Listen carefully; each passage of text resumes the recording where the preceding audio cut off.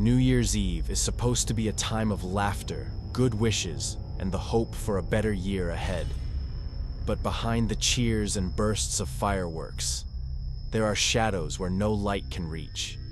In those dark corners, things that should feel ordinary start to feel wrong. Quiet, subtle, but unforgettable. New Year's Eve marks a transition, and for the three people in the following stories, it marked a moment they will never forget.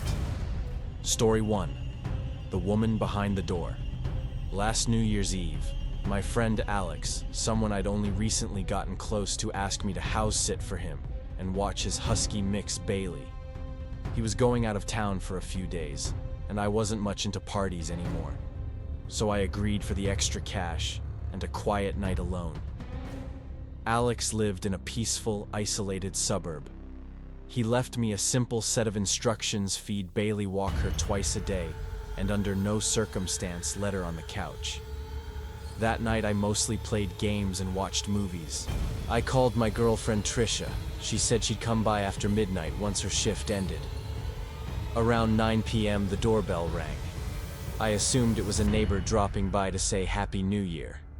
But when I opened the door, a woman, early 30s, long brown hair framing her pale face, stood there in a faded hoodie and an old coat. Her eyes weren't right. Not drunk. Not tired. Just hollow. She told me she was Alex's girlfriend and had come to pick up something she left in the bedroom. That surprised me. Alex had never mentioned a girlfriend. But not wanting to be rude, I offered to grab the item for her. She shook her head. I know where it is. She walked in straight up the stairs and left the bedroom door slightly ajar behind her. My gut twisted. I texted Alex, "Hey, do you have a girlfriend?" No reply. 5 minutes later, the woman came back down. She wasn't holding anything, just smiled faintly and said, "Thank you." I asked casually, "How long have you two been together?" She gave a small smile. "Too long." Then walked out. Eventually, Alex called back. I could hear loud music in the background as I explained. Suddenly, his tone shifted. "What, I don't have a girlfriend?" "What did she look like?" I described her. His voice rose sharply. "That's not anyone I know. You let her into my room." I felt sick. Maybe she took something. Alex told me to check everything. I did, but nothing seemed out of place. An hour later, he texted, "I think I know who she is. Just make sure she doesn't come back." I didn't ask anymore. I didn't want to know. Around 1 a.m., Trisha arrived. As I was telling her what happened, Bailey, usually calm, suddenly sat upright, growled, and stared toward the front door. Before I could move, there came a knock. Not the doorbell. Just 3 slow, cold knocks. I didn't open. Called Alex again, no answer. We sat in silence, barely breathing. Then, footsteps, walking slowly past the bedroom door. Bailey howled, then crept toward the front door, tail rigid. A woman's voice floated through the wood. "Alex." "Who's in your room?" I shouted. "The police are on their way. If you're still here, you'll be arrested." Trisha was actually calling 911. I just tried to sound braver than I felt. Behind the door, I heard whispering, then footsteps fading away. When the police arrived, they searched the house. Nothing. The officer leaned in close to me and said quietly, "If she comes back, don't open the door. She's not here to steal." I didn't sleep that night. I blocked the bedroom door with a chair and sat with my back against it, staring at the hallway light under the crack. The next morning, Alex came home early. He changed every lock on the house. I didn't ask who she was, but from the look in his eyes, there was something he wasn't telling me. That was the last house I ever agreed to watch. Story 2. The Eyes Behind the Peephole. Last New Year's Eve, after ringing in midnight with some friends, my husband and I returned to our top-floor apartment in a luxury complex. We weren't party people, never really had been. So stepping back into our quiet place, closing the door behind us and settling into the silence felt peaceful. Our building had strict security keycards, double-locked doors and elevators that only stopped on assigned floors. But that night, strangely, there was no security at the front desk. The hallway lights were flickering erratically. As we stepped out of the elevator, we froze. A woman was slowly making her way down the hallway. Thin, disheveled black hair covering half her face. She wore a tattered black lace dress frayed at the edges. Barefoot, her legs bruised and swollen like she'd been walking for hours in the cold. She dragged herself along the wall step by step, barely upright. My husband whispered, "Probably drunk," but no one on our floor looked like her. We knew every neighbor. We'd never seen her before. She paused at each apartment, leaning into the peepholes, peering inside. Then, she started to make sounds, a mix of growling and singing. A rasping, broken melody, as if something were stuck in her throat. My blood went cold. When she reached sweet old Mrs. Tilly's door, I couldn't take it anymore. I called out, "Hey, are you okay?" She jolted, folding forward like she'd been struck. Then through the silence came a creepy giggle, soft and drawn out. My husband stepped back. I grabbed his hand. The woman straightened slowly and turned to face our apartment. Before we could react, she charged, pounding on the door, screaming, guttural, unintelligible. Through the peephole, I saw her eyes black and lifeless. Her mouth gaped wide, distorted, as if someone was pulling it sideways.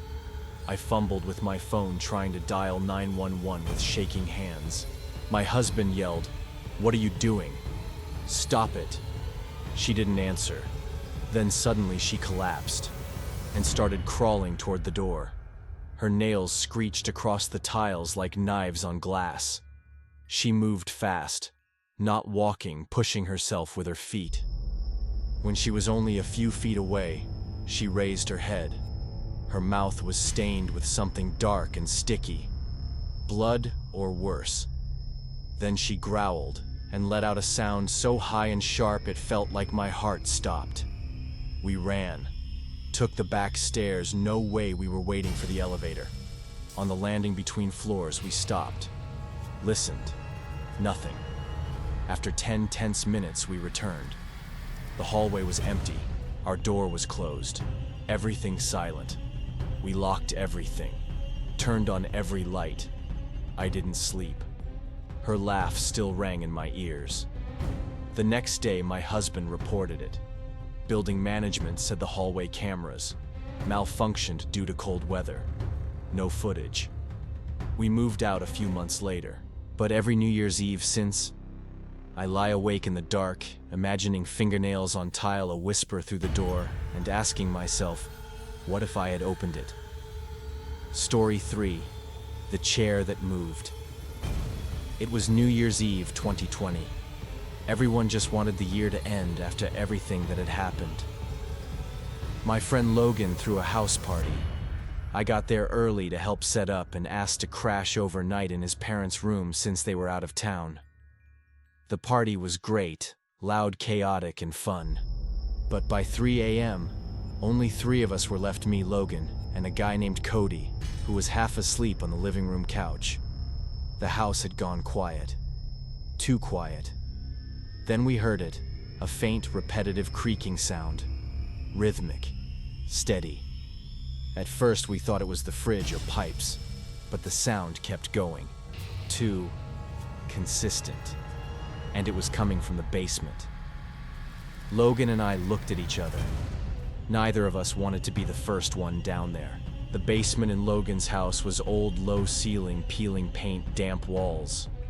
As soon as Logan opened the door, the creaking stopped. Like something downstairs had just noticed us.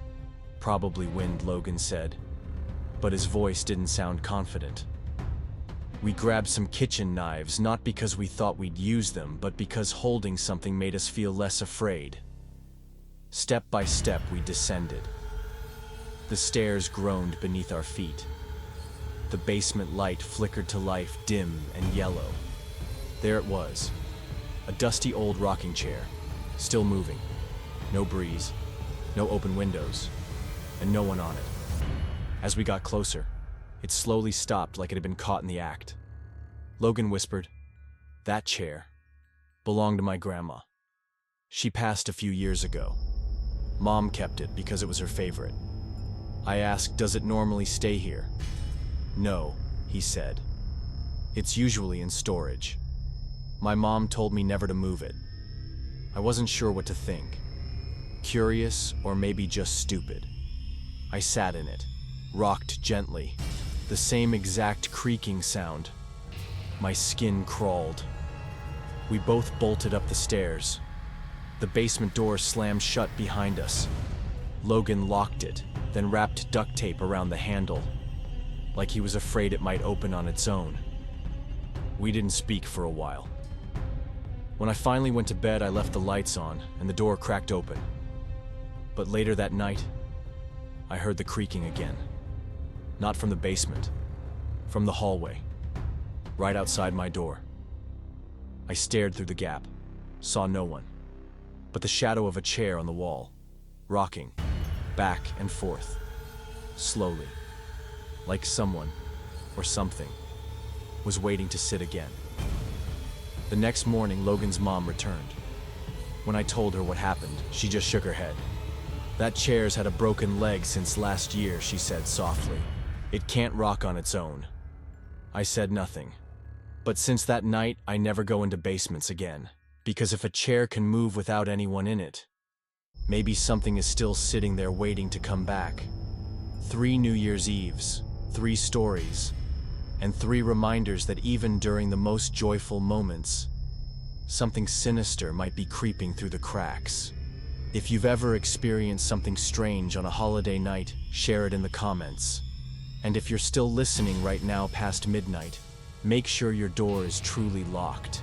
Don't forget to like, subscribe, and hit the bell, so you don't miss the stories that'll make you check behind you before you turn off the lights. See you in the next nightmare.